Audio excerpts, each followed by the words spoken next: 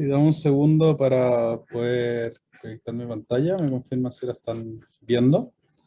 Eh, bueno, la investigación que vamos a presentar hoy día, referente a los impactos sobre la colaboración de los equipos y desempeño de las obras de las Planner System, es una investigación que aborda dos casos de estudio, casos bien distintos, donde evaluamos en el fondo de forma bien cuantitativa la madurez experimentada por estos proyectos de las Planner, el desempeño de estos proyectos y también de una forma bien innovadora, eh, cómo esa madurez se refleja en la colaboración de los equipos de trabajo. Y en base a eso vamos a poder obtener bastantes insights sobre las ventajas y las claves para mejorar la gestión de proyectos con base en Lean y en la Planner System. ¿Tú me comentas, José, si comenzamos? Sí, por favor. Perfecto. Como mencionaba José, yo soy magíster, candidato a doctor de la Universidad Católica. Me he especializado en ciencia de datos aplicada a la gestión. Soy miembro de GPUC, un centro de investigación UC, y también soy consultor de GPRO hace ya varios años. Por lo tanto, mi background es bastante de investigación cuantitativa y de investigación aplicada a la industria. Y lo que hoy día presentamos a ustedes va a ser el reflejo de cómo con una mirada académica podemos determinar cuáles son las mejores prácticas y los factores que inciden en el desempeño y en la gestión de proyectos, ¿ya? Quizás ustedes conocen o han escuchado hablar de Impera, es nuestro software de gestión de proyectos de GPRO, que cuenta con más de 20 años de historia, a lo largo de la cual hemos podido apoyar en más de 25 investigaciones científicas en los últimos 18 años, con contribuciones académicas en el fondo en múltiples países, tales como Perú, Colombia, Alemania, España, Estados Unidos, Nueva Zelanda, entre otros, y una red de colaboración basada en la data y en entender cómo eso nos ayuda a tomar mejores decisiones. Como punto de partida, quise elegir esta foto, ¿ya? Creo que refleja bastante bien el ambiente en que nos enfrentamos cuando tenemos que ejecutar proyectos de construcción, ¿ya? Muchas veces tenemos decisiones complejas que impactan en el fondo más allá de lo que nosotros podemos visualizar en el corto plazo, y con decisiones que tienen que tomarse de forma rápida, de forma eficiente, pero para las cuales muchas veces tenemos que, de cierta manera, poder hacer estimaciones, ocupar criterios, y en base a eso, en el fondo, finalmente tomar decisiones que no siempre están al alcance de la mano o no siempre son tan claras.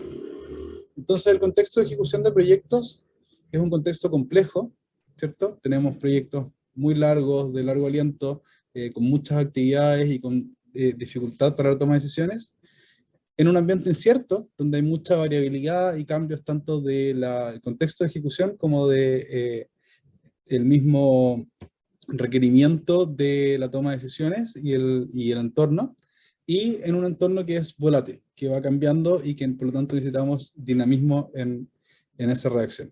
Ya eso se conoce como ambientes VICA, ya, o ambientes sumamente ambiguos, en los cuales en el fondo las decisiones que yo tomo frente a un instante pueden requerir cambios al instante siguiente, producto de la variabilidad, la volatilidad, la incertidumbre y la complejidad de los proyectos.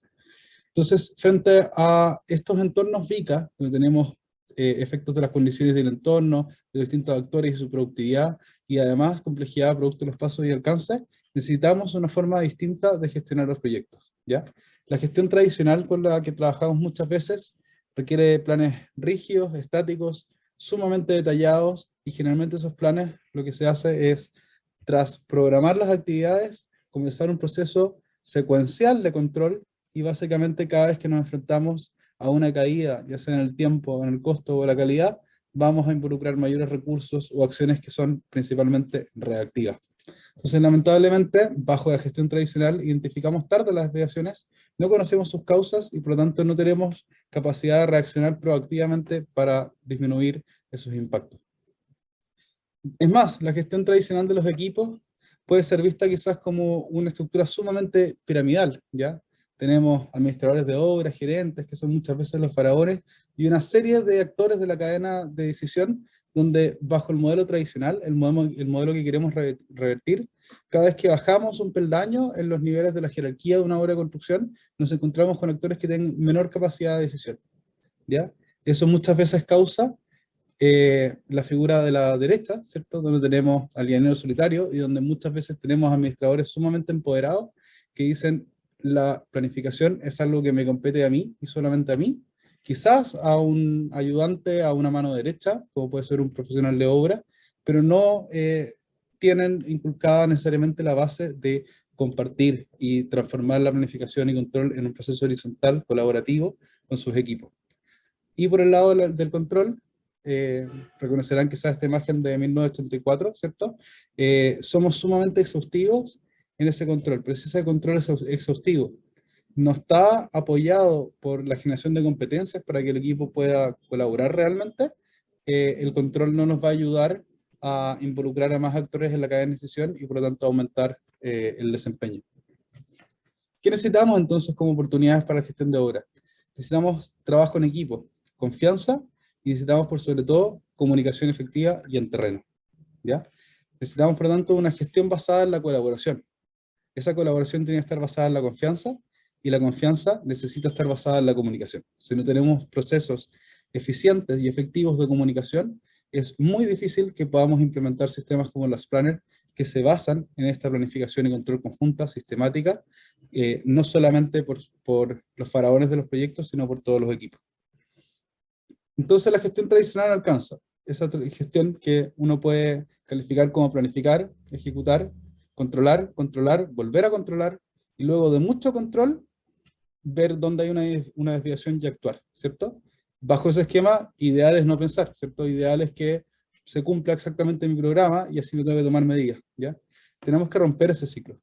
Y romper ese ciclo implica salir de nuestro esquema secuencial, nuestro esquema tradicional de planificación, abrirnos a nuevas oportunidades. En el caso de la Spanner System, esa oportunidad es un proceso cíclico, dinámico, donde seamos capaces de analizar lo que se viene en el trabajo, planificarlo, prepararlo, ejecutarlo y controlarlo inmediatamente en ciclos cortos, y darnos el espacio de aprender, ¿ya? Si no podemos aprender, no podemos iterar, ¿ya? Hacer dos cosas la misma, hacer dos veces las mismas cosas, traerá siempre los dos mismos resultados, ¿ya? En un entorno VICA que cambia, las acciones que yo tomé para un determinado periodo pueden no ser las mejores para el siguiente. Por lo tanto, necesitamos ciclos iterativos. Como oportunidades de mejora en el sistema Las Planner, primero necesitamos poner las personas en el centro. La colaboración es la base de la planificación. En segundo lugar, con un foco en los procesos, ¿ya? Nos interesa cómo estamos haciendo las cosas, cómo vamos a preparar el trabajo, cómo nos vamos a comprometer, cómo estamos ejecutando, cuáles son nuestras problemáticas. Y no solamente cuánto es lo que estamos haciendo. O sea, dejar de mirarnos solamente en base al resultado y poner el foco en los procesos, ¿ya? Para ello, y dado que ahora tenemos información del cómo, de qué estamos haciendo bien, qué estamos haciendo mal, qué podemos mejorar, tenemos que ser humildes y permitirnos fallar. Para eso tenemos que medirnos, aprender, iterar ideas clave y de esa manera poder sostenibilizar un proceso de mejoramiento continuo. Para ese mejoramiento necesitamos comunicación continua y necesitamos comunicación eficiente. ¿Cuáles son las bases de los planes que ustedes probablemente conocen? Dame un segundo, creo que hay un par de micrófonos abiertos. Ya lo bloqueé, Camilo. Como conceptualización metodológica de los planners, partimos ¿cierto? Por un plan inicial. Y muchas veces nos enfocamos en entender si ese plan sigue o no una secuencia lógica o una secuencia óptima de desarrollo. Eso lo podemos hacer a través de un pool planning, ¿cierto? Planificación inversa, identificando cuál es la secuencia óptima en que tenemos que entregar cosas para habilitar el cumplimiento de nuestras metas. Y en base a ese pool planning, luego podemos detallar un plan maestro.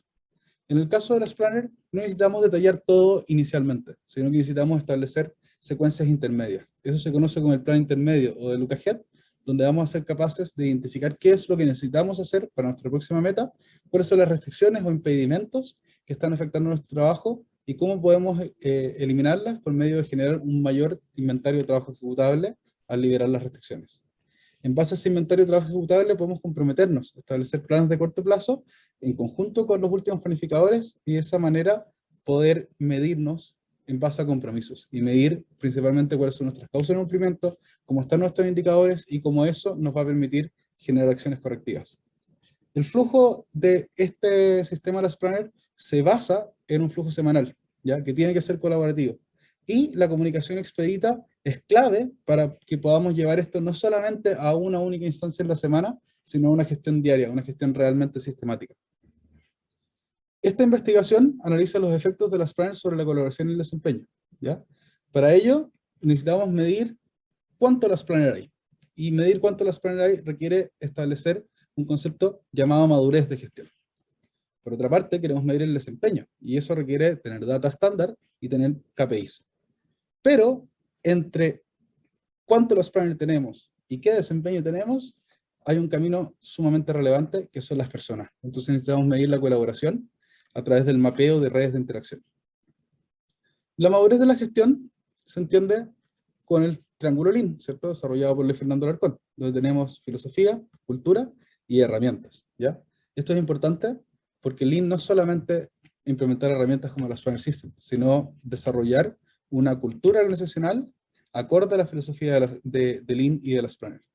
Y estas herramientas de gestión, en el fondo, necesitan sistematizar procesos.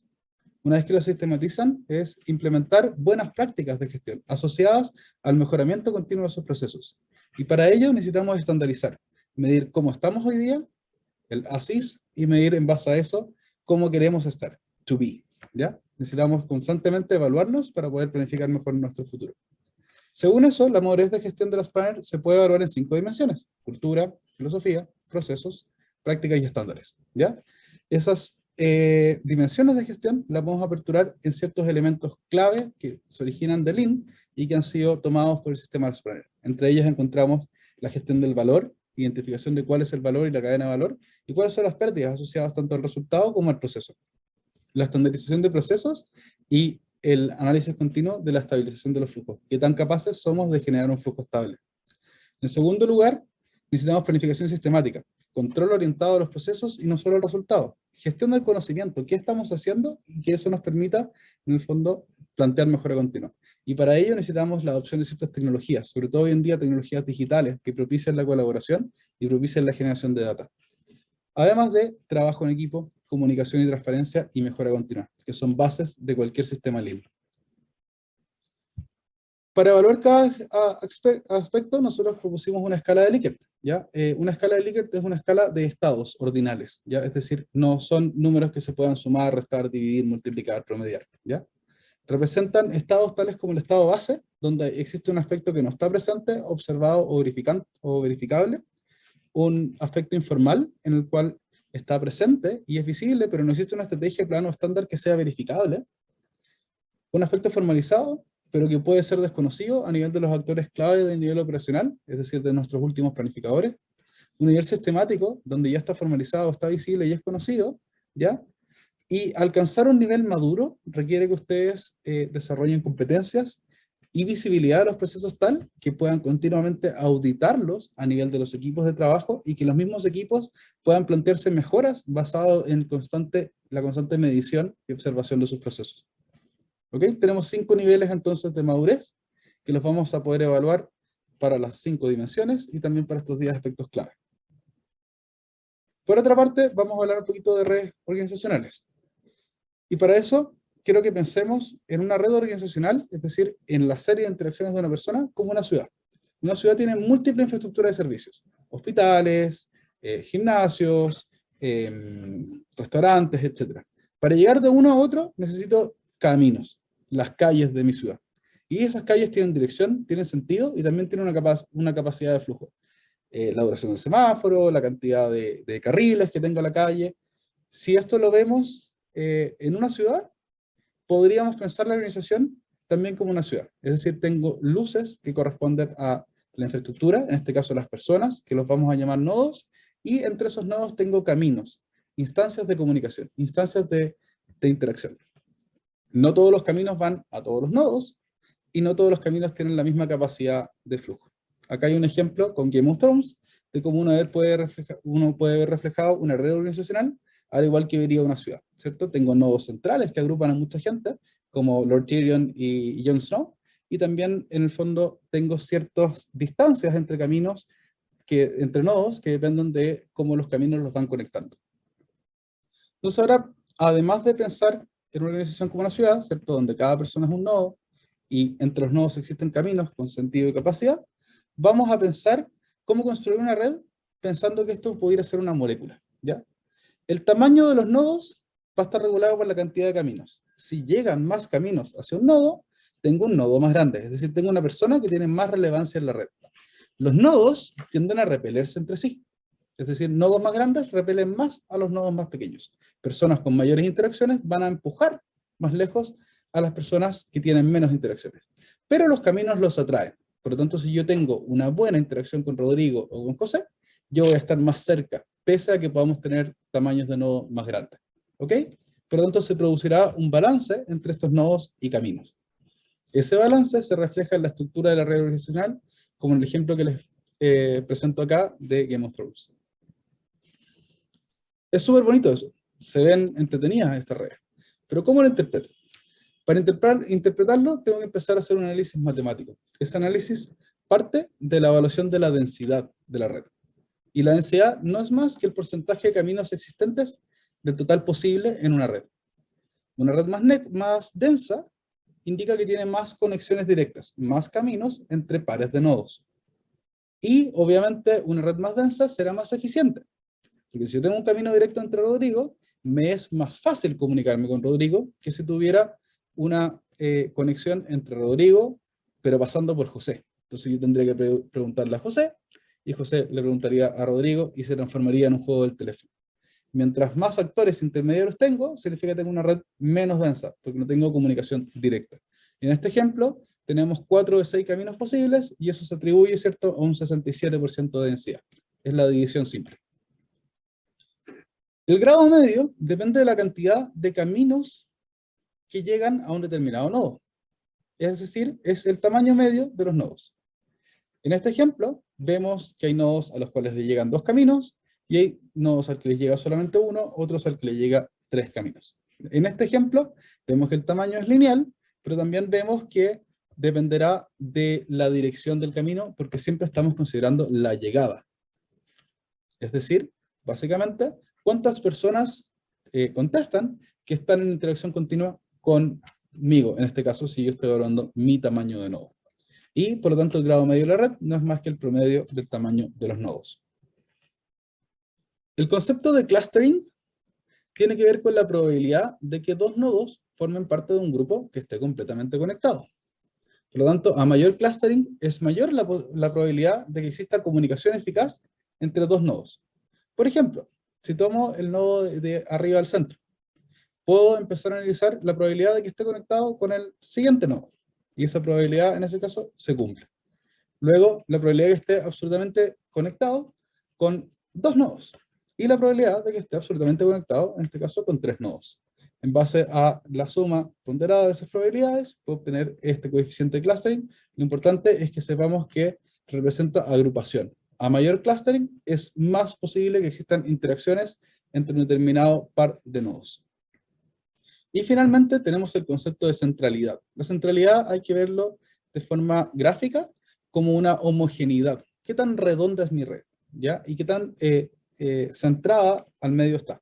Ese concepto de centralidad, uno lo puede ver como, por ejemplo, el centro de masa de un objeto.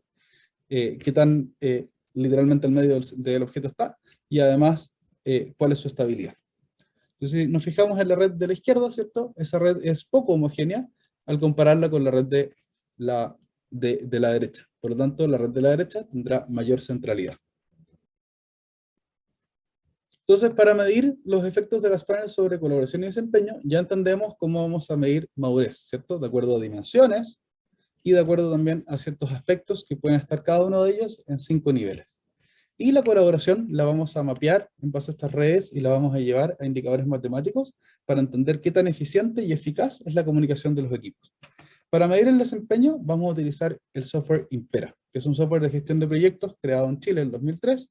Como ya les mencioné, ha propiciado múltiples investigaciones y además facilita la adopción de las planners, sistematiza el flujo de las planners, provee datos accionables, permite benchmarking y fomenta la contribución científica.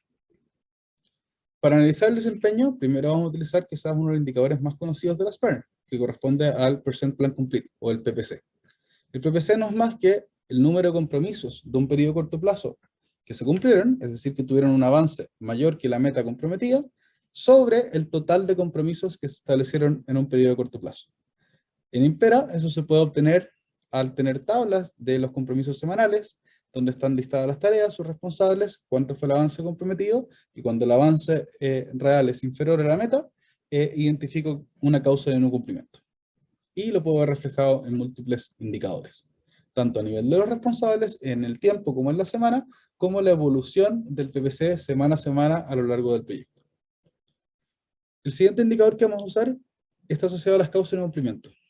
Y para simplificar este estudio, analizamos el número total de causas de no cumplimiento, que se puede ver como 1 menos el PPC por el número de tareas comprometidas, que es equivalente a decir el número total de tareas que no cumplieron su compromiso. Cada una de ellas tendrá una CNC, y un indicador un poquito más avanzado, que es el porcentaje de causas de no cumplimiento internas, percent of internal RNCs. Ya, RNCs es Reasons for Non Completion, o sea, es causas de no cumplimiento.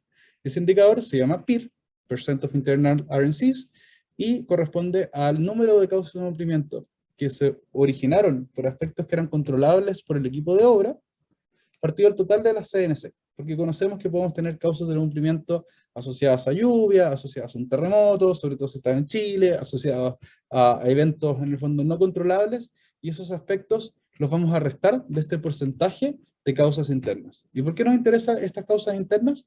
Porque son causas que a medida que yo mejoro mi gestión, deberían o disminuir o por lo menos estabilizarse, es decir, tener una cierta ratio de causas que permanece en el tiempo o que ligeramente va disminuyendo. En Impera lo podemos ver reflejado como la composición de causas de no cumplimiento por semana, los detalles de las últimas 6 semanas, históricos, etc. Y también como paretos, que nos permiten agrupar la frecuencia de distintos eventos que afectan la ejecución del programa. También vamos a analizar el Schedule Performance Index, ¿ya?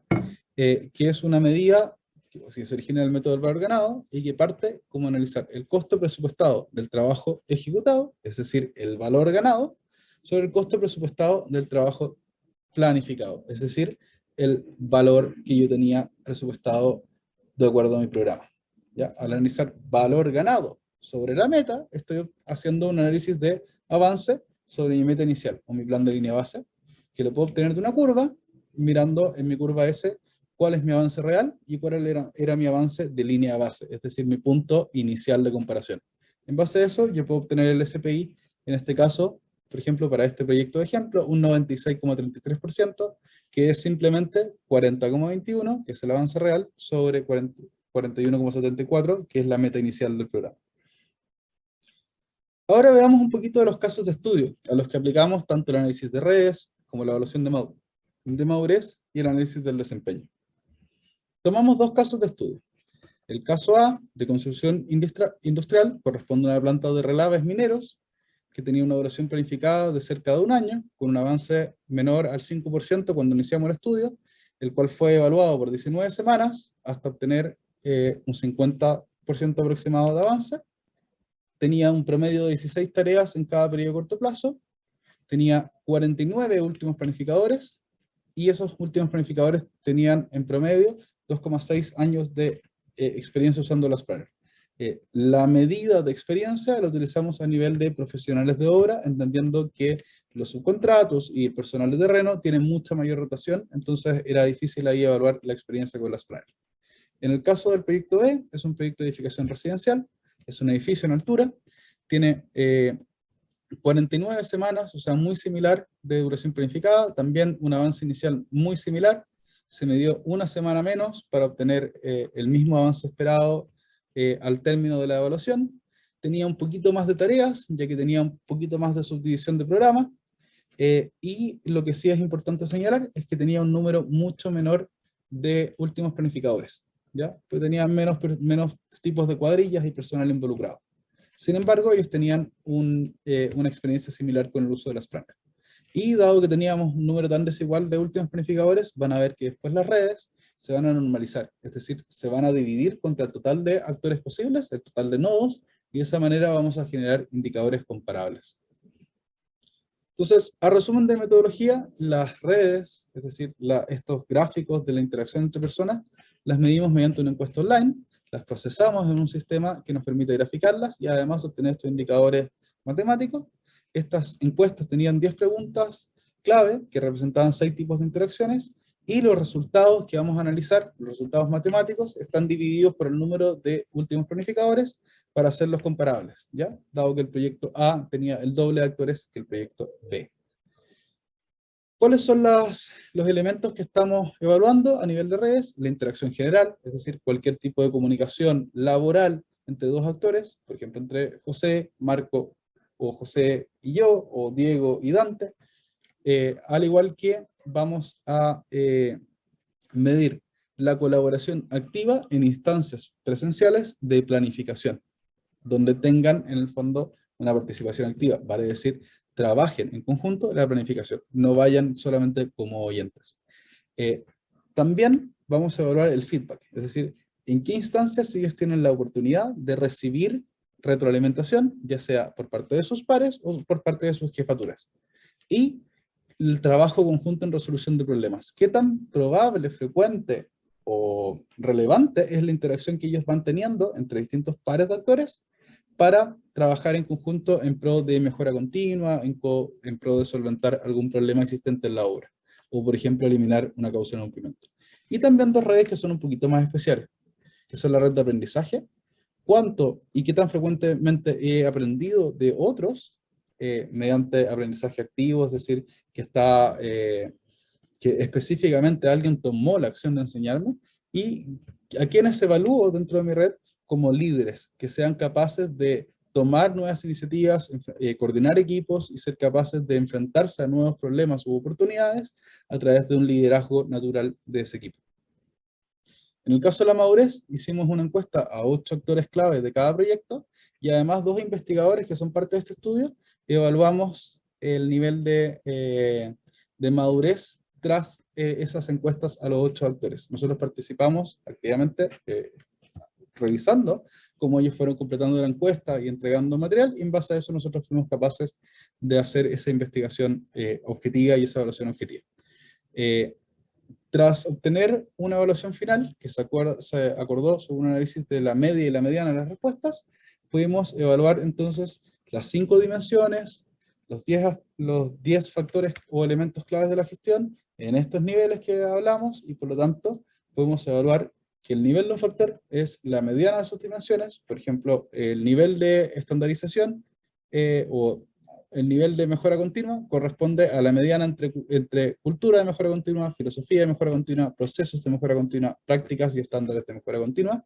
Y al igual que si quiero evaluar cultura, tengo que evaluar la cultura asociada a cada uno de los elementos que están presentes acá. Veamos ahora los resultados de la investigación. Primero, encontramos bastantes diferencias a nivel de la madurez de la gestión de proyectos en los casos de estudio. Si se fijan, el caso B, que está representado por el color naranja, tiene una madurez de gestión claramente superior en todas las dimensiones al caso A, al caso industrial. Y particularmente tiene una mayor madurez con respecto a los procesos que están detrás del Lean y de las Planner, y a los estándares de gestión Lean y de las Planner. También es importante notar que cultura y procesos, en el caso B, están muy cerca del nivel maduro, casi en el nivel máximo de evaluación de este instrumento, mientras que el caso A no tiene ningún elemento en el nivel 3 o cercano al nivel, perdón, en el nivel cuarto, ¿cierto? O cercano al nivel, al mayor nivel, el nivel maduro. Más adelante veremos cuáles son las implicancias de estas diferencias a nivel de dimensiones sobre la colaboración y el desempeño.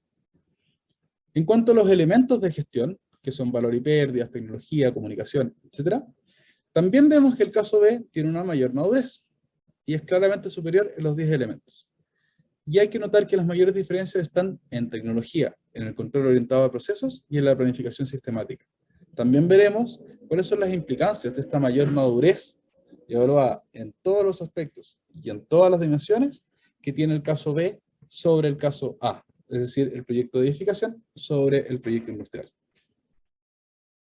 Ahora vamos a ver un poquito las redes organizacionales. Acá hay 4 redes. Si ustedes analizan la misma columna, siempre corresponderá al proyecto A, es decir, al caso de montaje industrial, y la columna de la derecha corresponde al caso B, el proyecto de edificación en altura. ¿Ya? Cada una de estas redes está está organizada por colores en 3 niveles. El color más clarito corresponde al equipo de último nivel, los últimos planificadores de la gestión. El equipo del color del medio corresponde a los profesionales que están a pie de obra en terreno, y el equipo más oscuro corresponde al equipo de administración, que está principalmente en oficina. Entonces, al principio vemos esto y no podemos entender muchas cosas, o nos cuesta. Pero si empezamos a mirar con detención y analizamos, por ejemplo, la primera fila, que es la red de planificación, vemos que el proyecto A tiene una red que parece ser bastante menos redondita que la red B, y que tiene hartos elementos que están como escapando de la red, que no se persiguen al otro lado. Es decir, que las redes del caso B, al parecer, son más circulares, llamémoslo así en este punto, que las redes del caso A. Adicionalmente, si nos fijamos en la fila de abajo, es súper notorio que el proyecto A tiene algunos nodos muy grandes y otros muy pequeños. Vale mencionar que acá los tamaños de nodos están estandarizados. No importa que uno tenga más caminos que el otro. Ya, es simplemente, que tenga más personas una red que la otra. Acá el tamaño más grande es el 100% de los caminos, y el tamaño más menor. Si nos fijamos, la red del proyecto B es una red mucho más homogénea. Es decir, todos los actores parecen tener una cantidad más similar de conexiones, lo que no ocurre en el proyecto A. Y un tercer punto que quizás es menos evidente, pero hay que señalar, es que en el proyecto A, los nodos más oscuros tienden a estar sumamente concentrados entre ellos y al medio. En el caso del proyecto B, los nodos más oscuros están repartidos, están equidistribuidos dentro del proyecto. Si eso lo llevamos a un análisis matemático de las redes, vamos a comparar el caso A con el caso B, como les mencioné, en cuanto al tamaño de los nodos, que es el grado, la densidad, que es el porcentaje de conexiones que tienen efectivamente visibles, la agrupación, es decir, la probabilidad de que dos actores estén conectados, y la centralidad, qué tan homogénea es en torno al centro de la red. Vamos a ver que en el grueso de todos los elementos, el caso B obtiene mejores resultados matemáticos. Y en particular, hay determinados casos donde el resultado es casi el doble. ¿Qué implicancias tiene esto? En primer lugar, el proyecto B tiene mayor grado y densidad en todas las redes que vimos. Si se fijan, las primeras 2 columnas del caso B están todas en verde, son todas mayores que las del caso de montaje industrial. ¿Qué implica eso? Implica que las redes tienen mayor eficiencia, dado que tienen mayor nivel de conexiones directas, es decir, el flujo es más 1 a 1, no necesito pasar por demasiados intermediarios para poder colaborar. Por otra parte, vemos en la gráfica anterior que el feedback, que está en la tercera fila, en un caso es cerca del 98%, en otro caso es del 100%. Acuérdense que esto está normalizado con las interacciones para evitar este problema. Y pese a que es similar entre ambos proyectos, el aprendizaje en uno es el doble que en el otro. O sea, fijémonos que los dos tienen aproximadamente 100% de feedback. Pero fíjense en el aprendizaje. Tenemos un grado de 24 y en el otro un grado de 40. Una densidad de 23% y en el otro 41%. ¿Ya? Los resultados son bastante más potentes en el aprendizaje que experimentan las personas del edificio B que las personas que experimentan lo que experimentan las personas del caso A, el caso de montaje industrial. Y finalmente el liderazgo es 2 veces más denso, es decir, hay 2 veces mayor cantidad de líderes potenciales de la organización y un 50% más central, es decir, que los liderazgos están mucho más equidistribuidos. ¿Qué relación tiene eso con la madurez? Fijémonos que los procesos son muy habilitantes para la colaboración. Porque si yo tengo buenos procesos, genero instancias en las cuales los equipos pueden colaborar, pueden participar en conjunto. Y por lo tanto dejo de tener estos llaneros solitarios que planifican o controlan por sí solos, sino que empiezo a tener ya equipos que son capaces de colaborar, de interactuar y de llegar a mejores conclusiones en base al trabajo conjunto. También la cultura permite que uno tenga espacios para que esas personas colaboren, participen, y también esa cultura nos incentiva a estar buscando constantemente estos conceptos de colaboración, de gestión, de ciclos semanales.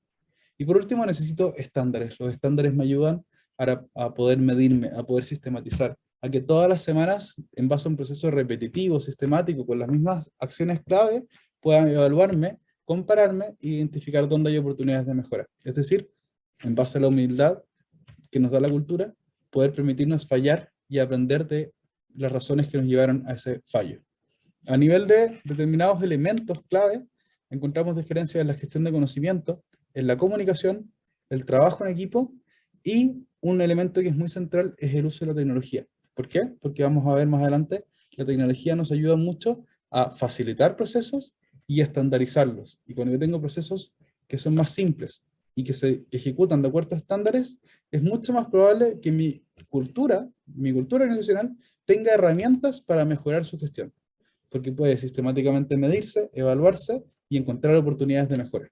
Si eso yo además lo combino con una mucha mejor comunicación y trabajo en equipo, es muy posible que yo pueda obtener un proceso sistemático de mejoramiento de la gestión de proyectos. Entonces, hasta ahora hemos visto que los proyectos tienen más Last Planner, es decir, mejor madurez en el caso del proyecto B, y que además tienen más Last Planners, ¿cierto? Hay más últimos planificadores involucrados en el proceso de gestión. Es súper bonito eso. Podríamos decir, oye, qué bueno, esto incentiva la colaboración. Pero si no lo llevo a impactos en el desempeño, es difícil que pueda entender por qué me interesan ciertos tipos de colaboración y ciertos niveles de madurez clave en ciertas áreas, dimensiones o elementos clave de la gestión de proyectos. Entonces miremos un poquito los indicadores, ¿ya? Como les mencioné, tenemos en primer lugar el SPI, el Schedule Performance Index, es decir, el avance. Y vemos que en el caso del proyecto industrial, tiene un cumplimiento de programa promedio mucho menor, también tuvo un menor resultado al término, y tuvo mayor variabilidad que el proyecto B. Es decir, el proyecto B cumplió mejor su programa, llegó a un mejor resultado, y lo hizo con menor variabilidad. Pegó menos saltos en la curva en el tiempo. Sin embargo, fijémonos que el PPC es mucho más bajo en el proyecto B. Es más bajo y más variable. O sea, no tengo tan buen cumplimiento de compromisos de corto plazo como los tengo en el proyecto A. Eso nos llama la atención y vamos a indagar un poquito más sobre eso, ¿ya? También vemos que el número de causas de cumplimiento, que recuerden que es proporcional al PPC, es por lo tanto mucho más alto en el proyecto B que en el proyecto A, aunque tiene una menor variabilidad, es un poquito más constante.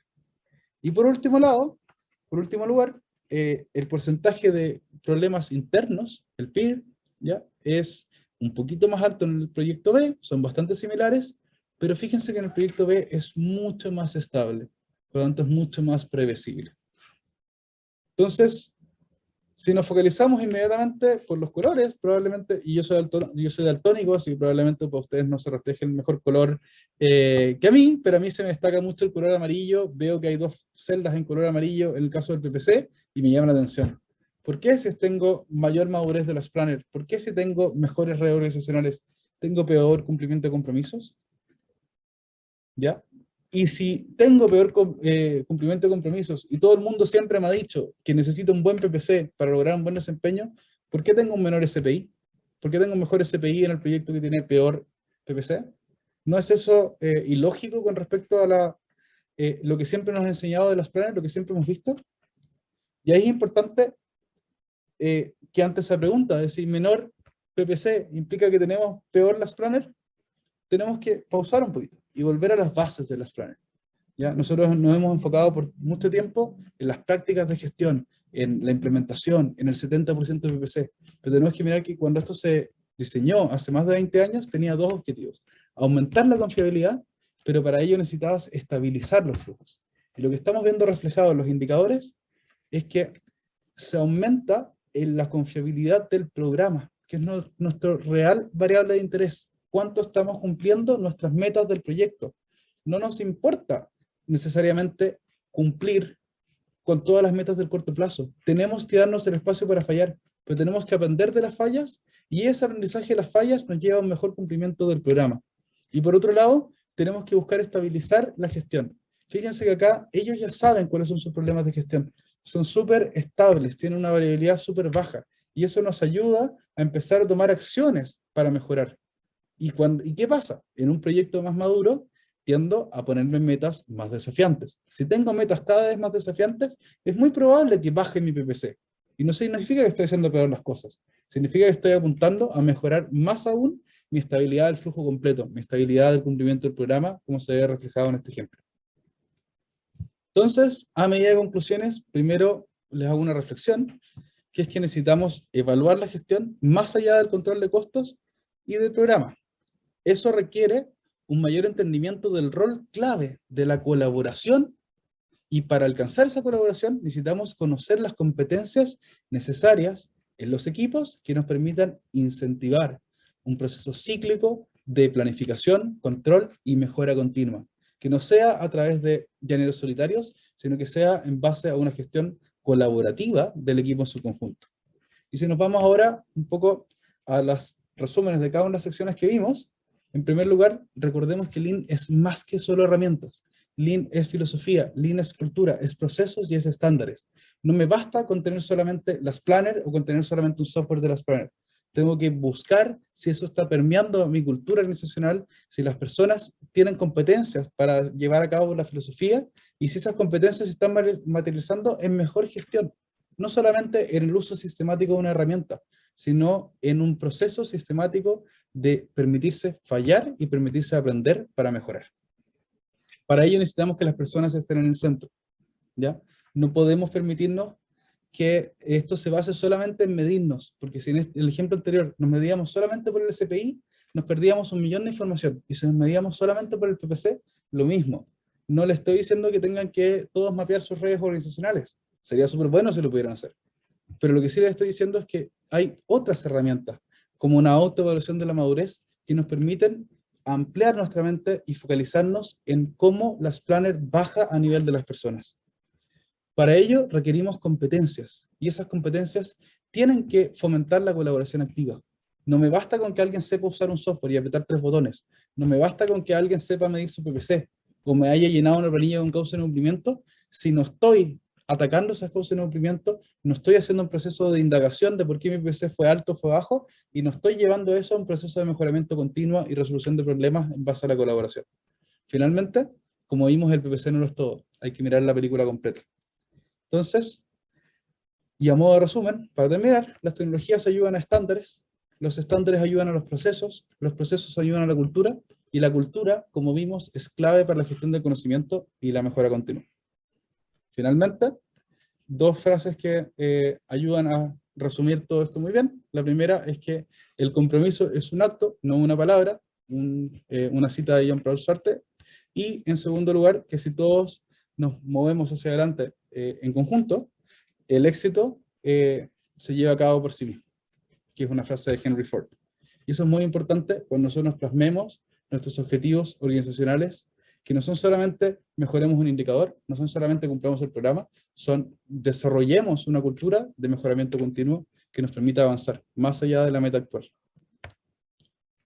Y antes de pasar a devolverle la palabra a José para que iniciemos el conversatorio, les quiero también invitar al próximo evento, que se va a realizar en un mes más, del 26 de mayo, a las 18 horas de Perú y 19 horas de Chile, es decir, el mismo horario, donde participa la Comunidad de Buenas Prácticas, GEPRO, el Centro Interdisciplinario de Productividad y Construcción Sustentable de Chile, CIPIX, y el Centro de Excelencia en Gestión de la Producción, GEPUC, de la Universidad Católica.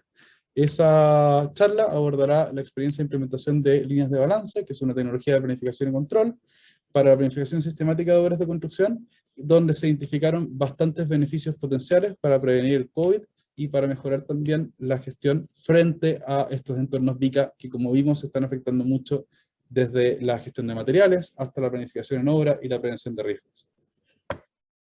Y ahora, sin quitarles más tiempo, doy paso a José para que podamos iniciar el conversatorio. Excelente, Camilo. Ahí he visto ya un par de preguntas. Por favor, las pueden hacer en el chat de la misma sala. Muy buena la investigación, ¿no? Ahí tengo una pregunta, que hablaste de la confiabilidad y acá también es un tema que se toca bastante, ¿no? ¿Cómo ven la confiabilidad? Y esta es una pregunta para los dos, ¿no? ¿Cómo ven la confiabilidad en el compromiso, en la adopción del Last Planner, ¿no? Porque sí, es bien cierto de que muchos recién están entendiendo, no sé si les pasa ya, ¿no? El el lenguaje de las planners, cómo se trabaja, ¿no? Unos piensan que es solo pegar los papelitos y no saben que atrás hay un compromiso, ¿no? Como que de palabra, ¿no? Para el cumplimiento, ¿no? ¿Cómo lo sienten ustedes o cómo se ha enfocado la investigación que han desarrollado ustedes?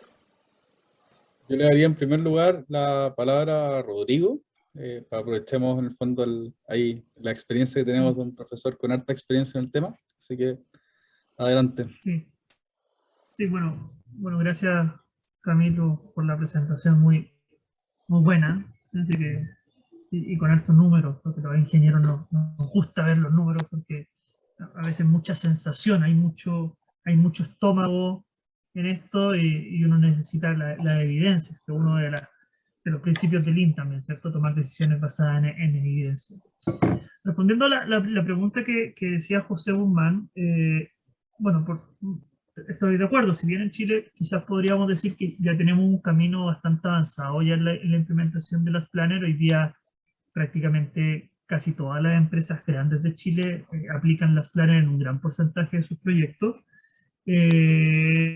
No todas las implementan bien, y por eso es que es muy valioso el instrumento que creó Camilo en su minuto en su tesis de magíster hace ya algunos años, en donde logramos crear un sistema para evaluar el grado de implementación de las planners y no solamente en un blanco y negro, ¿cierto? No es yo aplico las planners o yo no aplico las planners, sino que esto primero es multifactorial, hay muchas dimensiones que se tienen que evaluar en las planners, y tampoco es blanco y negro en cada dimensión, sino que hay bastantes grises entre medio.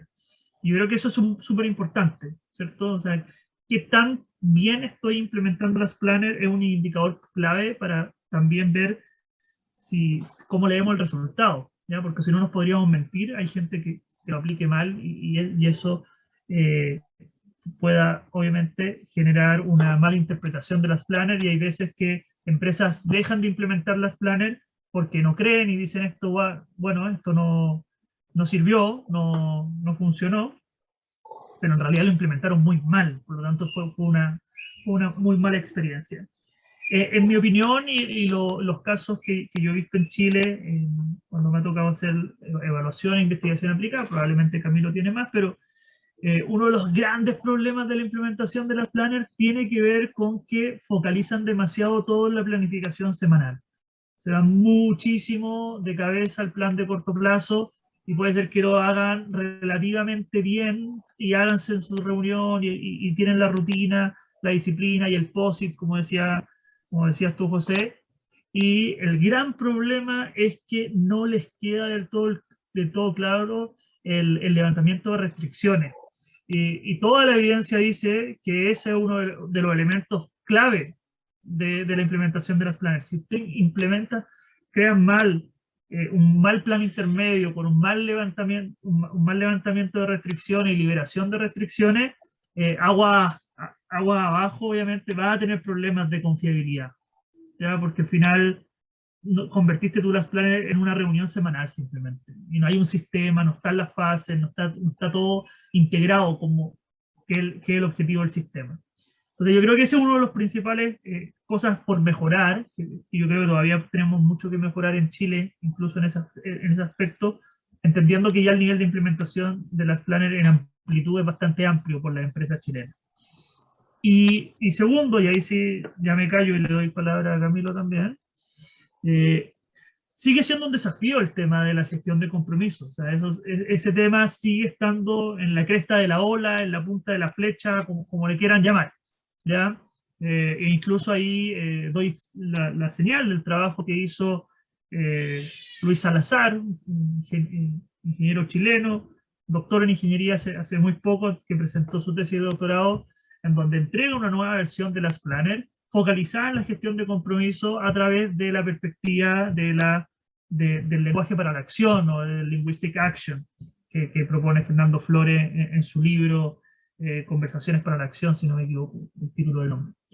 Y yo creo que tenemos que seguir encaminando, porque ahí no solamente la estructuración de la aplicación de las planners, sino que el mismo ejercicio y estudio de las conversaciones que se generan entre los distintos entes que participan de las reuniones de trabajo es importante considerar y es importante estudiar.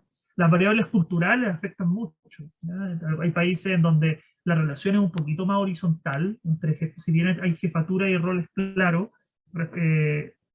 no hay, la comunicación se puede hacer sin problema, de forma horizontal sin problema, y hay otras culturas en donde es complejo, ¿cierto? Decirle a una jefatura que quizás está equivocado, ¿ya?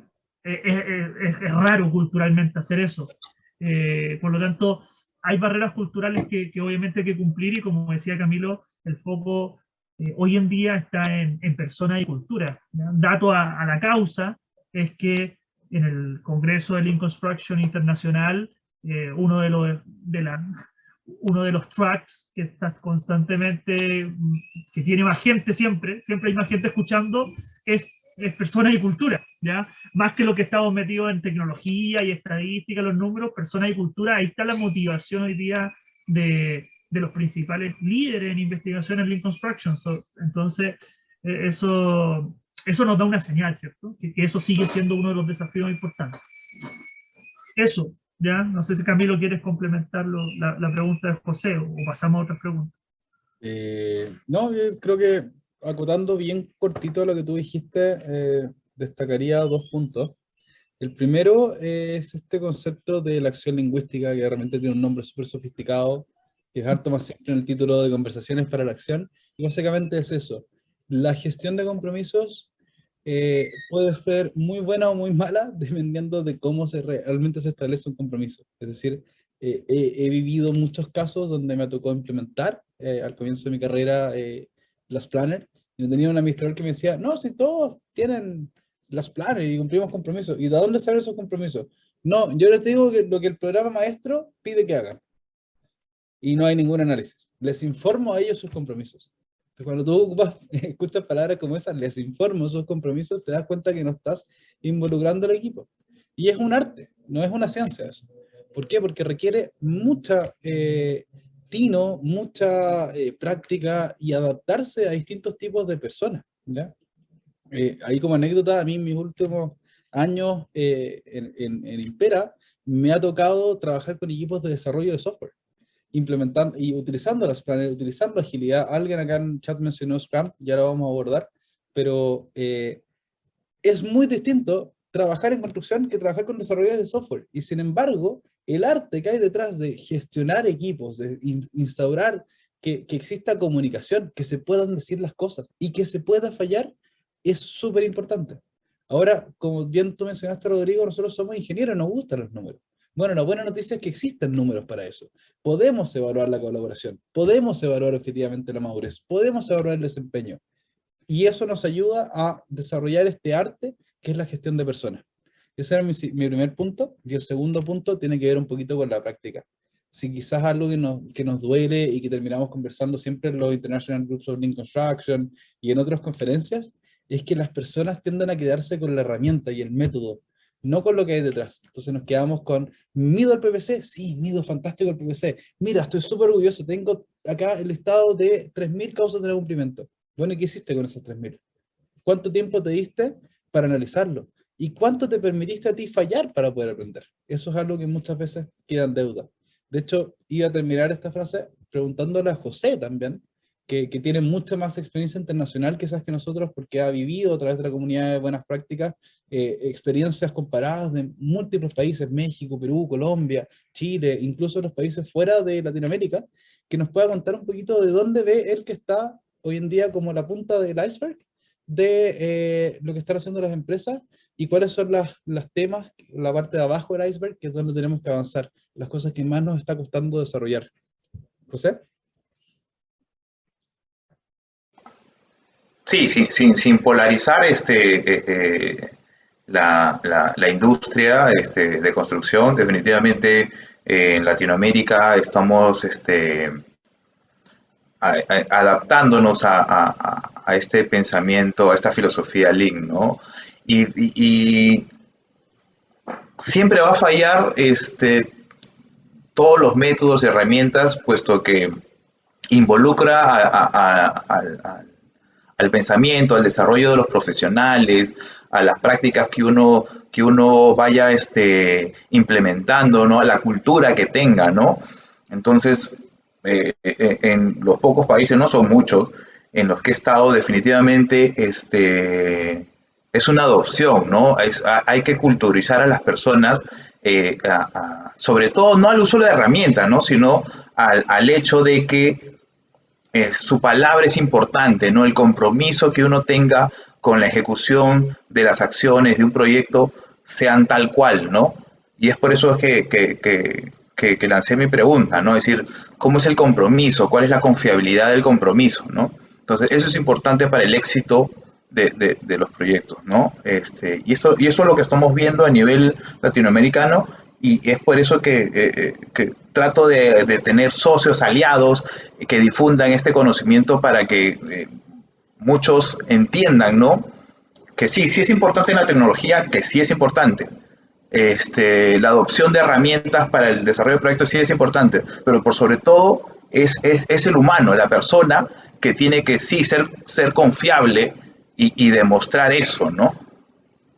Ante eso, José, ¿cuál crees tú que ha sido el grado de compromiso de los mismos actores que colaboran en la comunidad de buenas prácticas de difundir, de generar experiencias comparadas, de generar colaboración, de ir ayudando en el fondo a que en Latinoamérica vayamos yendo al siguiente pasito de madurez, ¿cierto? En Lean y en los planners?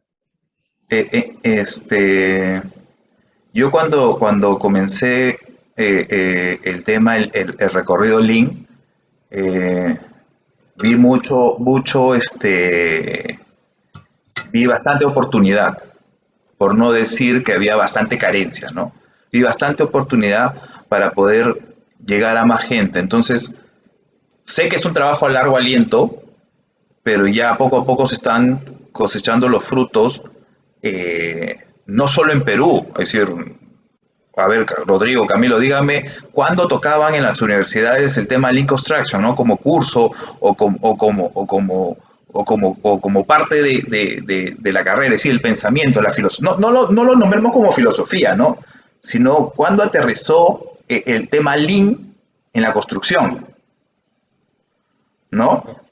Y el fruto que yo siento del trabajo que hemos venido desarrollando desde 2012, 11, disculpen, es que ya las universidades, no solo en Perú, sino a nivel latinoamericano, se involucran desde pregrado, ¿no? En desarrollar este conocimiento que en muchos de los casos, lastimosamente, las universidades no se enfocan en eso, ¿no? Totalmente, ¿no? Y en el tema de las planner, ya yendo a la producción, sí siento que estos últimos años, antes de pandemia y en la actualidad, que ya muchos están sintiendo que el estar en una sala de producción, el ya comenzar a, a trabajar en eso, pues es que es su palabra, ¿no? Es decir, ya estoy comprometido a eso y sí o sí lo tengo que hacer, ¿no? Oye, lo otro que quería preguntar, así como tú tienes mucho feedback de múltiples actores en múltiples países a través de la comunidad de buenas prácticas, Rodrigo, tú hace poco formaste en conjunto con varios investigadores un equipo de investigación de jóvenes en el Fondo para la Industria de Construcción, eh, y a mí me da un poco la impresión, eh, y quizás acá me van a colgar de repente si me escuchan, pero me da un poco la impresión de que hay una brecha entre la investigación a nivel, por ejemplo, de congresos internacionales, que realmente está súper focalizada en, por ejemplo, generar doctrina, establecer qué realmente es la madurez, o cómo evaluar la gestión, ¿cierto? O cuáles son las claves de las personas, y la práctica, que muchas veces lo que pasa es que tú le llevas esta investigación a terreno y te dicen, fantástico, está súper entretenido, pero ahora dime en el fondo qué mido, qué hago y cuál es la receta de cocina que tengo que seguir y hago un checklist. ¿Cómo tú has vivido desde investigadores que están bastante más cercanos quizás a ir intercambiando experiencia profesional con experiencia académica, en el fondo, que se han nutrido de estos grandes líderes académicos, ¿cierto? Como Luis Fernández y muchos otros, pero que tienen esta mirada quizás un poquito más hacia la acción, más digital, y cómo se puede ir juntando un poquito estos dos mundos, la academia con la práctica. Sí, gracias por la pregunta, Camilo. A ver, yo creo que, y me voy a agarrar de la última parte que mencionaba José también, nosotros tuvimos en Chile la suerte de que Luis Fernando Alarcón fue uno de los fundadores de este tema, por lo tanto en Chile se enseña desde el año 97 a la fecha. Por lo tanto, tenemos un súper camino. Sin embargo, ya hoy en día la mayoría de los departamentos de escuelas de ingeniería civil o escuelas de construcción, incluso arquitectura, encontrar investigadores en el área de la gestión es muy difícil. Era muy difícil. Yo creo que ahora no tanto. Normalmente el monopolio está en la estructura, ¿cierto? La hidráulica, la geotecnia y esas especialidades. Somos pocos pero locos. Sí, sí, de todas maneras. Y obviamente, normalmente la gestión estaba tercerizada, incluso hasta subcontratada por ingenieros industriales, una cosa bien distinta. Yo creo que gracias ha pasado el tiempo y el número de académicos o investigadores que nos estamos dedicando a la gestión de proyectos, a la gestión de la construcción, el Lean, el uso de tecnología, construcción 4.0, todo ese rubro, digamos, toda esa gente ha aumentado considerablemente y estamos haciendo un rol que es bien difícil, porque muchos de nosotros estamos llegando a universidades en donde somos el primero o el segundo en esta temática. ¿Ya? Por lo tanto, nos ha tocado arar tierra, empezar a comenzar a formar a los nuevos profesionales en esta temática, y eso siempre es complejo, ¿cierto? Romper la inercia de que la gestión es interesante, es necesaria, que tiene que ser entendida, que tiene que ser enseñada, que no es improvisación, que sí, por supuesto, el mundo profesional ayuda mucho, pero hay herramientas, hay ciencia, hay un montón de investigación al respecto, por lo tanto, es mucha improvisación, y ahí es donde viene el principal punto, y ahora sí me agarro de tu pregunta, Camilo. Hoy en día, cuando nos vemos vamos a los proyectos de construcción, hay mucha improvisación. Muchísima improvisación, muchísima intuición, muchísimo bombero apagando incendios todo el día, y poca ingeniería, muy poca ingeniería, poca analítica, poco análisis de datos, sino que básicamente apagar el incendio que se formó cada día suele ser el trabajo diario. Yo le digo a mis estudiantes, porque probablemente los que se dedican a la estructura, a la hidráulica, a la geotecnia, vialidad y disciplinas similares, de lo que estudian en la universidad, cuando salgan, se van a dar cuenta que les faltó mucho por aprender en la universidad. En cambio, les digo a los que se van a aventurar por el mundo de la gestión, probablemente van a encontrar en el mundo profesional que se aplican muy pocas cosas de las que le estamos enseñando acá. Es un efecto totalmente contrario. Por lo tanto, hoy día nuestros estudiantes van a cumplir un rol de agentes de cambios de profesionalización. Si nosotros hacia ellos tenemos que ponerle las fichas, porque ellos van a ser los agentes de cambio probablemente en el mundo profesional. Si es que no lo hacen, probablemente van a seguir marcando el paso y seguir trabajando en base a la intuición, a la improvisación, que es digamos lo que domina el mercado. Ahí quizás me agarré a un punto que me hace mucho sentido lo que dijiste. Nosotros tuvimos la suerte, los dos, de investigar, de trabajar, colaborar y conocer a Luis Fernando en los magísteres, en el doctorado, ¿cierto? Y tuvimos la suerte de contar con una red, con los Robertos Luna, de los Luises Salazar, ¿cierto? La Paz Arroyo, un equipo gigante de investigadores jóvenes, en el fondo, que han ido juntando un poco la brecha.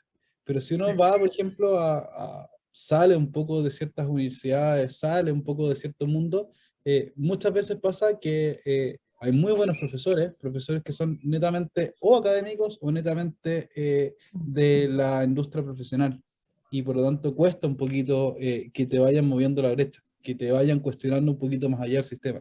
Y el sistema avanza, Yo creo que si uno se queda pegado leyendo la tesis de Ballard y hoy día ve lo que es la Planner, es muy distinto. Sí, yo creo que ahí hay un tema súper interesante. O sea, lo que estamos metidos en gestión de proyectos, nuestro laboratorio son las empresas. ¿Ya? Así como la gente va a hacer un ensayo Proctor, la gente va a romper una columna de hormigón al laboratorio y le calcula la curva de esfuerzo de formación. Nuestro laboratorio, para los académicos que nos dedicamos a la gestión de proyectos, es el terreno, es el Gemba, es ir, ponerse los zapatos de seguridad, tenerlo ahí en la oficina, sacarse los botines bonitos, ponerse los zapatos de seguridad e ir al terreno. Por lo tanto, es muy complejo dedicarse a la investigación en gestión de proyectos y hacer, y no ir a terreno, o no ir a la oficina de ingeniería. Yo personalmente trabajo más en las fases previa a la construcción, por lo tanto, ir a las oficinas de ingeniería, conversar con la gente que está haciendo las cosas, porque que no hacemos, como tú mencionabas, esa bajada práctica, esa contribución práctica del conocimiento, obviamente nos quedamos haciendo ciencia entretenida para los libros, para que la gente diga, oh, qué inteligente esta gente, pero con con poca contribución real al mundo profesional. Y yo creo que estamos haciendo eso, estamos muy enfocados en eso. Sin embargo, ahí pongo una alerta a los que nos gusta también todo lo que tiene que ver con las tecnologías, la simulación, las ciencias de datos y todas esas cosas que ahí, desde mi experiencia ya menor, esto ya no tengo los datos ni nada, pero yo creo que ahí podríamos entrar al mundillo de quedarnos simulando unas cosas sofisticadísimas, modelando unas cosas brutales, pero que en términos prácticos tienen muy poco valor real. Yo creo que el mundo tecnológico quizás se está arrancando un poquito hacia ese lado, podría caer en ese sesgo de ser poco realista en su aplicación. Sin embargo, los que estamos en gestión de personas, volviendo al punto que nos convoca hoy día, tenemos que estar en contacto con personas, tenemos que estar en contacto, escuchar a las personas, medir sus interacciones, y eso es un esfuerzo continuo que si lo dejamos, perdemos el ritmo, perdemos la disciplina, obviamente va a ser muy complejo de hacer. Hoy día todos los países desarrollados han sido desarrollados porque el vínculo entre la universidad y la empresa es fuertísimo, es fuertísimo. Y yo creo que en Sudamérica nos queda mucho por crecer en esa área. Hay esfuerzos de algunas universidades, de algunas empresas, pero la gran mayoría de las empresas, incluso profesionales recién egresados, mira con desdén lo que se hace en la universidad. Y esos que están haciendo cosas, ¿verdad? Así que oye, tremenda reflexión, Rodrigo. Tenemos hartas preguntas en el chat, no sé, José, si te parece que vayamos abordando. Sí, sí, hay una de las primeras preguntas que justo estuvo relacionado con tu ponencia sobre el assessment que presentaste, y dice Alfredo Enrique Weiss, dice, ¿cómo se mide la confiabilidad de las respuestas en la encuesta y qué se pregunta en ellas? Fantástico. Bueno, la confiabilidad se mide es bien matemático esto, hay un indicador que se llama alfa de Cambridge. Si le doy el paso a Rodrigo, nos puede explicar 45 minutos sobre lo que es, de hecho yo la aprendí hace años, pero básicamente mide en el fondo, en base a la consistencia de las respuestas, la variabilidad que se formen grupos, etcétera, que el instrumento esté bien dirigido, es decir, que no haya muchas preguntas que apunten a lo mismo, que no hayan preguntas que estén muy dirigidas, que haya una cierta variabilidad dentro de las respuestas, porque es ilógico que todos respondan exactamente lo mismo, y es súper matemático, ¿ya? Y esto está basado en una investigación que estamos publicando en el International Group of Beam Construction, donde medimos específicamente esa confiabilidad.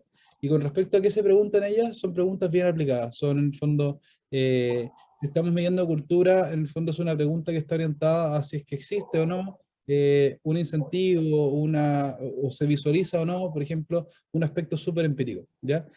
Obviamente no podemos revelar todas las preguntas, es parte de metodologías de estudio y es parte de temas también, pero hay servicios, por ejemplo, asociados a GPRO que permiten que ustedes evalúen esta madurez, y como ustedes saben, todos los que están acá presentes, los 60 y tantos que están, tienen acceso a descuentos preferenciales para todos esos servicios y para poder estudiar también en profundidad su propia madurez. No, y cortito, para eso lo que contestó Felipe es para cualquier tipo de encuesta en realidad, de las que nosotros utilizamos, y concretamente cuando hacemos las preguntas asociadas a la interacción, ahí medimos cierta coherencia de los datos. Por ejemplo, si yo dije que interactué con Camilo el mes pasado y Camilo no lo dice versus mí, ahí hay un problema obviamente de coherencia. Y eso también es un indicador que nosotros tuvimos que ir creando hace tiempo ya, pero que ya lo vamos aplicando para medir la confiabilidad de la respuesta. Oye, José, yo no quiero saltar la primera pregunta, ¿no? Oye, sí, está Las- buena.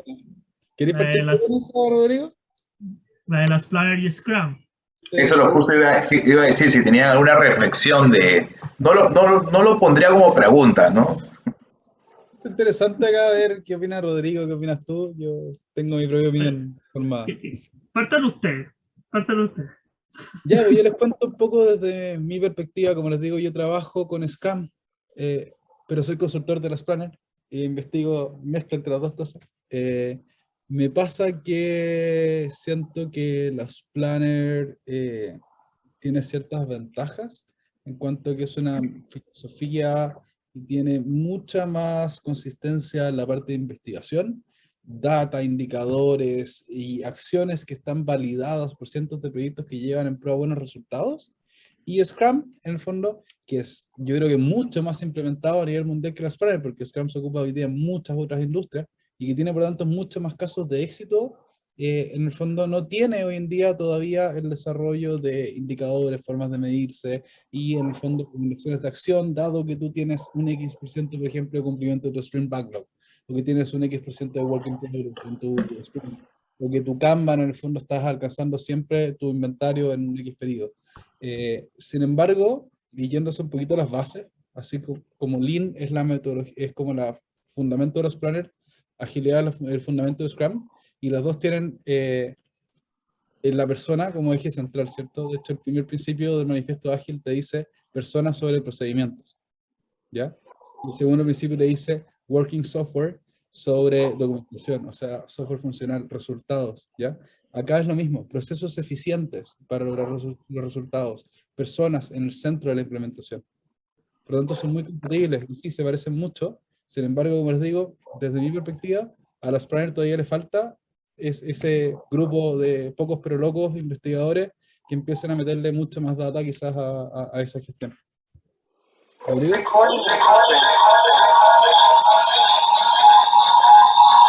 sé qué pasó. Sí, estamos. ¿Rodrigo? Ahora sí.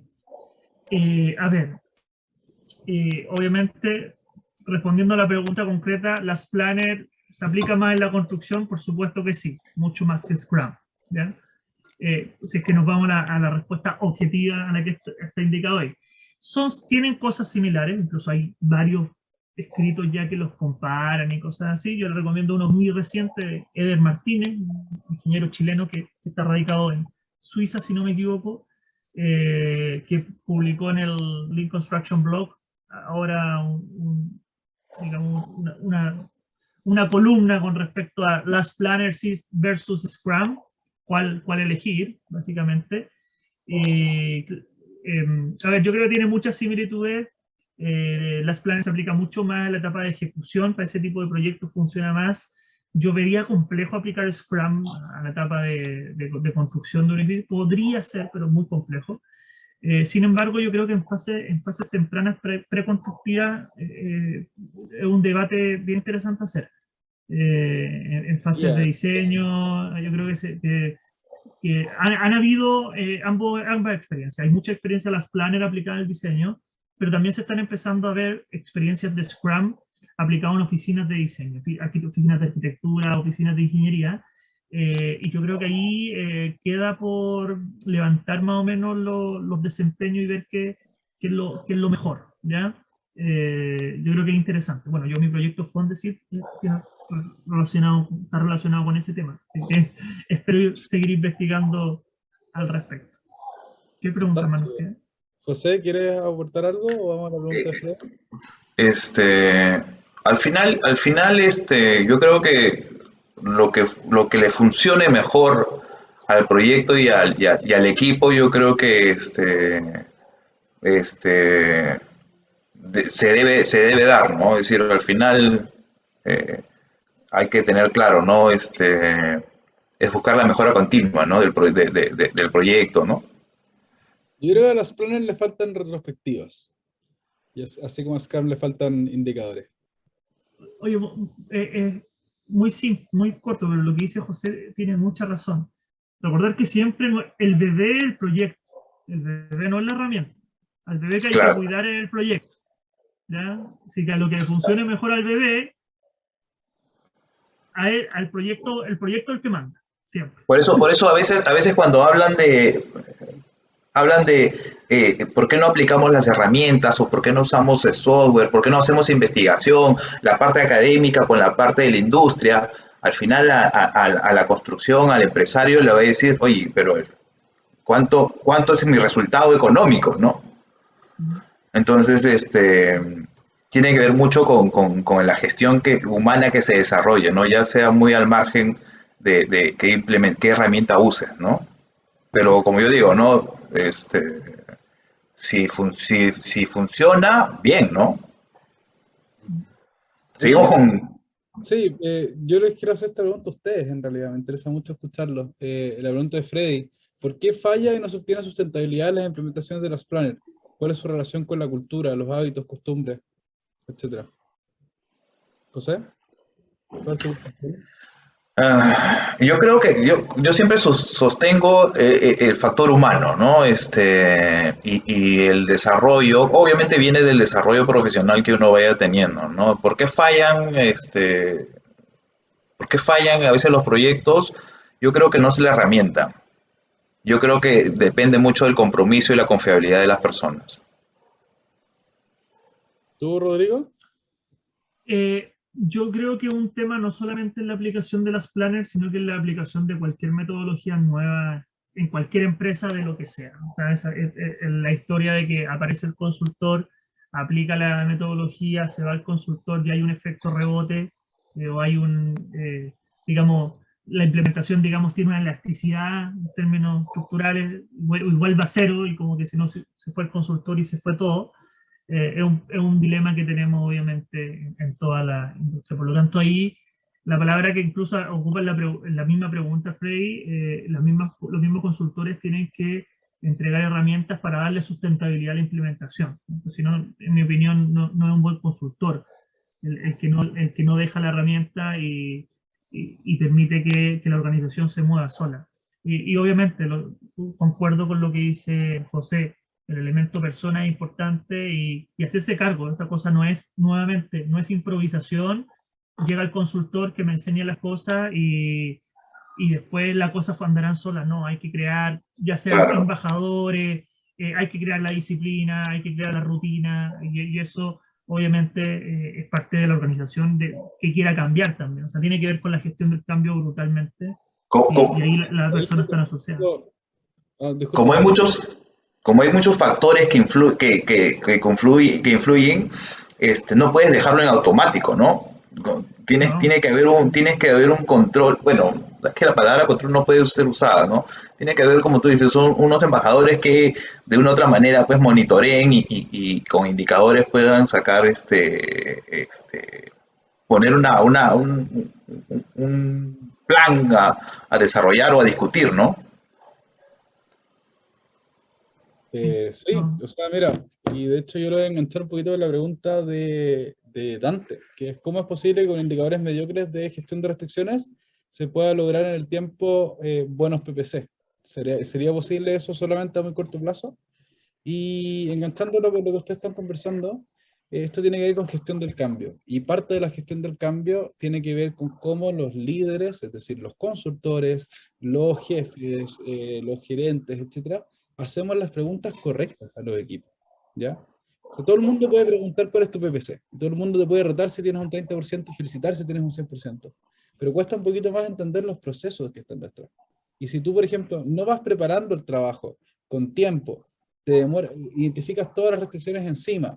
Por más que tengas un buen PCR o tengas un buen PPC, en el fondo hay una falencia en tu gestión, que es que no soy capaz de prever no soy capaz de moverme hacia el mediano plazo, ¿ya? Y si no estoy siendo capaz de instaurar un proceso que va apuntando a mirar hacia adelante, a ser proactivo, puedo hacer 45 preguntas de indicadores, pero no voy a llegar al resultado que quiero.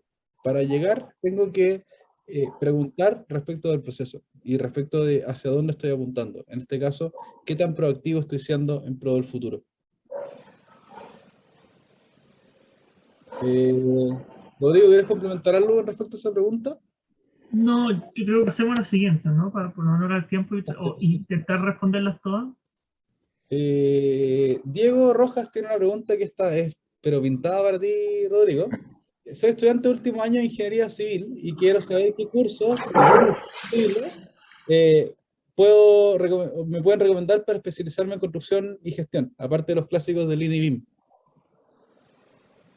A ver, yo no vengo aquí a hacer campaña publicitaria ni nada, y la verdad es que puedes googlear Diego y va a depender del nivel de formación que tú quieras tener. Si quieres hacer un curso, quieres hacer un diplomado corto de 6 meses, cosas así, hay un montón en internet, están los de la Universidad Católica, probablemente, no sé de dónde no habla Diego, pero en todos los países hay cursos de 2 meses, 3 meses.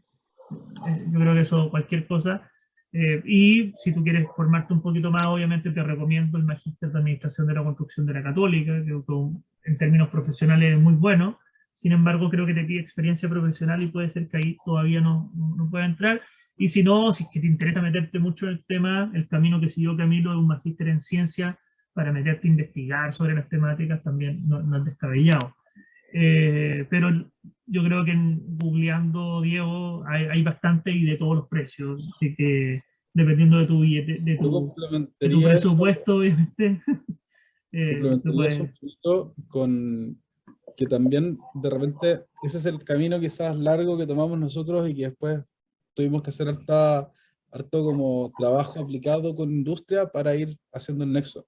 Pero ahora, gracias a instancias como la Comunidad de Buenas Prácticas y varios otros, también hay hartos cursos donde tienes profesores que tienen esta dualidad de investigar, ejecutar, en el fondo, son consultores, etc. Y la Comunidad de Buenas Prácticas ofrece varios cursos sumamente relevantes. José, no sé si quieres comentar de alguno. Sí, antes de comentar, es decir, a mí no me gusta ver la parte comercial, pero en definitiva existen, y ahora más con la facilidad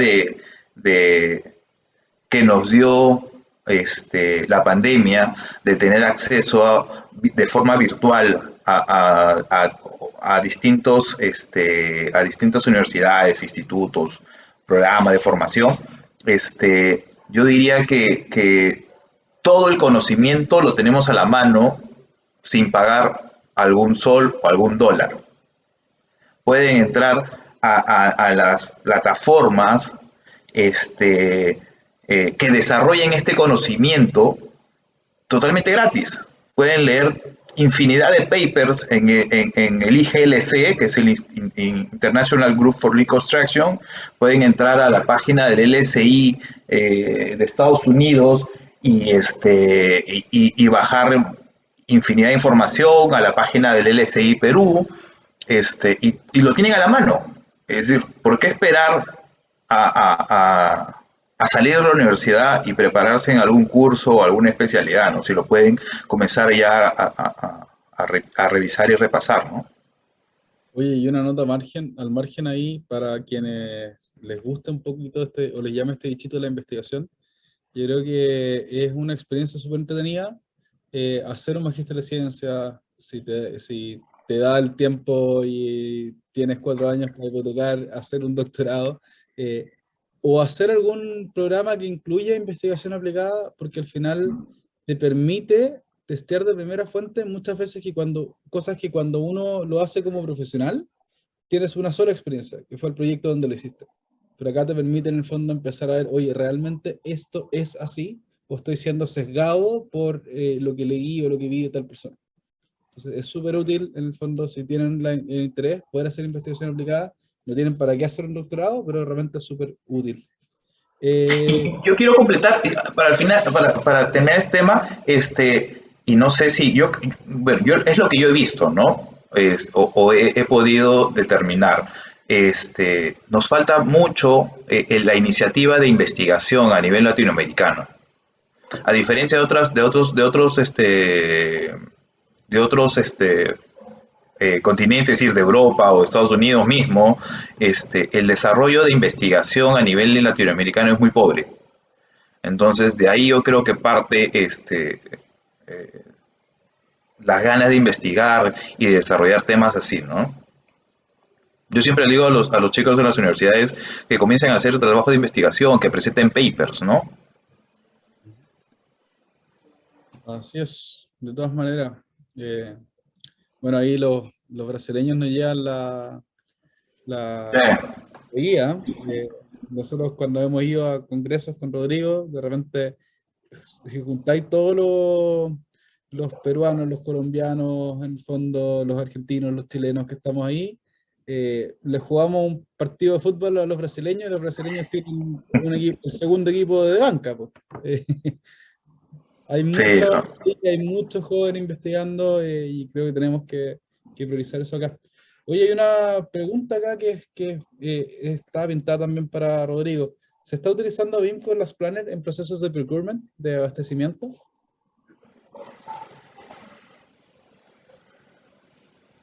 Estaba muteado. ¿Ya? Sí, a ver, yo no sé si así específicamente para el procurement, así como esta es una única herramienta para eso, pero que se aplique también, por supuesto que sí. ¿Ya? Aplicaciones conjuntas de las Planner y BIM hay bastantes, incluso hay varios software ya que trabajan directamente con aplicaciones de los Planner, de las Planner vinculados al modelo BIM. Por lo tanto, que se aplica para la gestión, sí, y si eso se aplica completamente para el procurement, por supuesto, también se utiliza. Uno de los usos más utilizados, valga la redundancia, de BIM, tiene que ver con la cuantificación de materiales, y la cuantificación de materiales está directamente asociada al procurement. Si es que se refería al procurement a las adquisiciones dentro de ya de la obra, en ese contexto, y si es que no se refería al contexto, que me imagino que al que se refería, al procurement ya un poco más a nivel global. Pero sí, se están aplicando, hay software, pero el procurement es una de las tantas cosas y funcionalidades del trabajo de las Planner y BIM, que es una sinergia que se utiliza hoy en día. Se puede hacer. Hay pocas experiencias, sí, Caso hay pocas. chileno que me viene a la mente es la corona del edificio del Costanera Center, que es una corona de estructura metálica bien grande. Y tenían que hacer, en el fondo, diseñar un proceso para poder ir llegando justo con el material prearmado ahora, levantarlo, y arriba no tenían mucho lugar donde inventariar. Entonces armaron todo un modelo en que dividían o sea, llevaron el CAD a un BIM, y después en el fondo ese BIM se conectaba a los modelos de producción, se prearmaban, se llevaban en el fondo con una ruta como de un poquito de supply chain management a terreno, y se instalaban de forma como todo conectado. Entonces la producción, la preparación, la cadena logística y el montaje estaba más o menos amarrado. Sí, No no, sé no, sí, cuánto habrán llegado y no sé cuánto habrán metido, se habrán ocupado las planes o algo así, pero es el caso que se me viene a la mente. sí, no, de todas maneras, si esto lo asocia a la construcción industrializada, hay múltiples plataformas. Sí. Ujú. Oye, como futuro ingeniero, ¿cuál es la meta a la que recomiendan apuntar? Y si lo podemos quizás ir resumiendo un poquito más cortito para poder avanzar con las preguntas. En mi caso sería, hazte muchas preguntas, hazte muchísimas preguntas y trata de hacer casos de estudio e ir validándote. Yo creo que lo peor que podemos hacer es quedarnos con lo que nos enseñaron, y lo peor que podemos hacer es quedarnos como con nuestra primera experiencia y pensar que eso se va a repetir en el tiempo. Estamos en un ambiente VICA y por lo tanto, mientras más preguntas nos hacemos, más espacio nos damos para aprender, fallar y iterar. Yo en simple, si es que tu lado está por esta línea, que obviamente me imagino porque viniste a esta charla, yo creo que hoy día el concepto que va hacia el futuro tiene que ver con Lean Construction 4.0. Yo creo que hacia allá va, o sea, la implementación de la filosofía asociada a las tecnologías de la cuarta revolución industrial en la construcción el futuro. Ustedes van a ser ingenieros del futuro. Hay que prepararse para eso. Sí, ¿Ya? definitivamente. Tenemos varias preguntas, pero yo tenía, es decir, no quiero abusar de la confianza de Camilo y de Rodrigo. Habíamos pactado hasta las 7:30. Este, ellos tienen una hora, bueno, para los que están en Perú, ellos están en Chile, Camilo y Rodrigo, y tienen una hora más, ¿no? Este, Sí, una hora y, más. y, y tenemos varias personas que son de Argentina, que ellos tienen 2 horas. Entonces, nada, ha quedado muchas preguntas ahí. Les agradezco, Camilo, Rodrigo. Nada, algunas palabras finales ya para ir cerrando. Rodrigo. Yo creo que si les parece, Sí, podemos agarrar y cada uno tomar una de las que quedó y responderla rapidito, y así con eso cerramos. ¿Ya? sí. Rodrigo. Dale, voy yo primero. La pregunta de Giancarlo, si es que hay que hacer un Last Planner 2.0, yo creo que ya existen muchas versiones de Last Planner 2.0 y 2.1 y 3.0. Hoy día todavía no encontramos con proyectos que miden el PAC, ¿ya? O sea, estamos hablando de la propuesta del 98, más o menos. Entonces, las propuestas y las nuevas versiones de las Planner y las nuevas formas de enfrentar en las Planner, en la página que justamente puso Camilo abajo a esa pregunta, iglc.net, van a dar cuenta que hay múltiples asociaciones vinculadas a BIM, vinculadas a programación rítmica, vinculadas a muchísimas cosas. Así que yo los invito a ver lo que está en la investigación de punta. iglc.net es lo que se está haciendo hoy, ya es más reciente. Todos los años salen ahí nuevas investigaciones y ya existe un Last Planner 2.0. Hay que buscarlo y aplicarlo. Creo que las Planner 2.0 del 2016 y van como en el 2. Algo, que es como el 2019, 2018. Hay que leer ahí Sí, los yo creo, benchmark de Ballard y todas esas cosas, pero sí, Planner es bastante más de lo que aplicamos en Latinoamérica, yo creo. sí, y lo último, y perdón, en ese tema, lo último, y una de las vertientes es la vertiente de planificación basada en compromiso, ¿ya? Así que creó Luis Salazar, asociado a la acción lingüística. Por lo tanto, ahí hay algo hecho en Latinoamérica, ¿no? Que vendría siendo una versión mejorada de las planas. Así que Sí. hay harto por leer.